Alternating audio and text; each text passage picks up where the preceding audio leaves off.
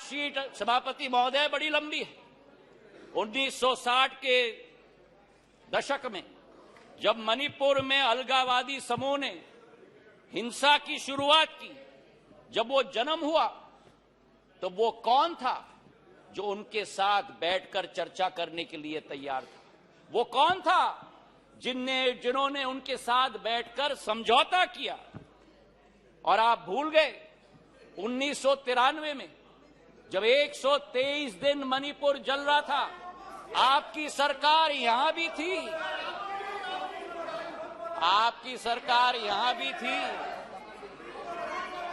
आपकी सरकार यहां भी थी और आपकी सरकार वहां भी थी। और आज आप मणिपुर के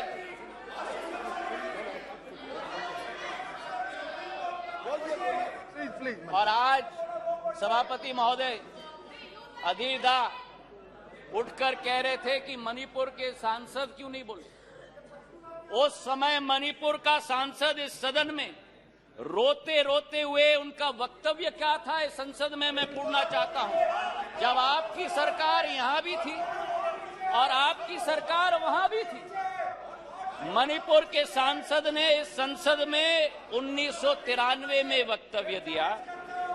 उन्होंने कहा, and I quote, the state government is helpless, it has no funds, the state government cannot even afford to purchase weapons for the security persons to fight the insurgents. Please, ये सुनिएगा, please think that Manipur is a part of this country. It affects the whole nation. शायद कांग्रेस के नेता को इन शब्दों को सुनना चाहिए था कल यहां भाषण देने के पहले। मुझे आज सभापति महोदय मुजफ्फर वारसी जी की शब्द याद आती और मैं कोट करना चाहता हूं, औरों के ख्यालात की लेते हैं तलाशी, औरों की ख्यालात की लेते हैं तलाशी और अपने गिरबान में झांका नहीं जाता। आज ये स्थिति उत्पन्न हो गई है। तथ्यों के आधार पर अगर हम बात करें, कल गृह मंत्री जी ने सदन में पूरा व्याख्यान दिया। इनके मंत्री संतरी न तंत्री एक बार भी मणिपुर गए। हमारे गृह मंत्री 3 दिन वहां रात दिन बिताए हैं। हमारे राज्य मंत्री ने 23 दिन, नित्यानंद राय जी ने मणिपुर में बैठकर स्थिति का जायजा लिया।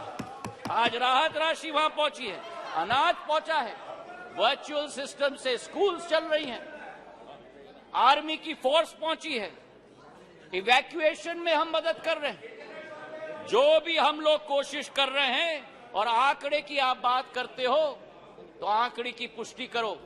ये पिछले 9 साल मणिपुर में सबसे शांतिपूर्ण समय रहा है इंसर्जेंसी के दृष्टिकोण से।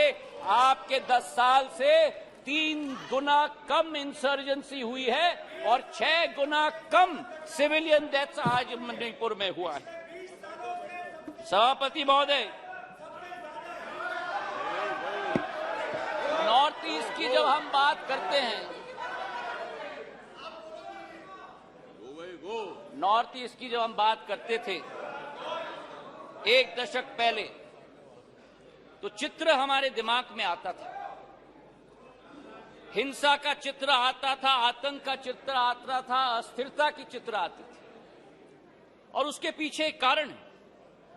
उसके पीछे कारण यह है कि दशकों से जो सरकार रही थी, उनकी सोच विचारधारा थी कि अगर बॉर्डर विलेजेस में और उत्तर पूर्वी क्षेत्र में अगर विकास किया तो वहां जागरूकता उत्पन्न होगी, इसलिए उन्हें विकास से वंचित रखा जाए। हमारे प्रधानमंत्री ने 2015 में, देश के प्रधानमंत्री ने पहला कदम लिया।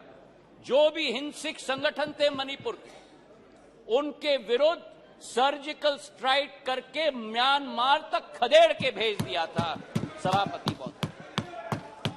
और उसके बाद पहला कदम जो लिया, विकास व्यापक सोच के साथ, एक विचारधारा के साथ, उन्होंने एक विकास का मंत्र दिया। सभापति महोदय, विकास का मंत्र दिया हीरा। क्योंकि उत्तर पूर्वीय क्षेत्र भारत का हीरा है।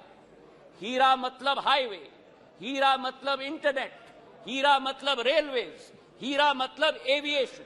और जिस उत्तर पूर्वी क्षेत्र में केवल 2500 करोड़ का रेलवे बजट होता था, आज 10,000 करोड़ रुपए का रेलवे बजट है। सभापति महोदय, आपको आश्चर्य होगा कि मेघालय जैसे राज्य को 100 साल इंतजार करना पड़ा जब तक प्रधानमंत्री नरेंद्र मोदी जी नहीं बने कि मेघालय को अपने 100 साल में पहला स्टेशन मिला जब बीजेपी और एनडीए की सरकार।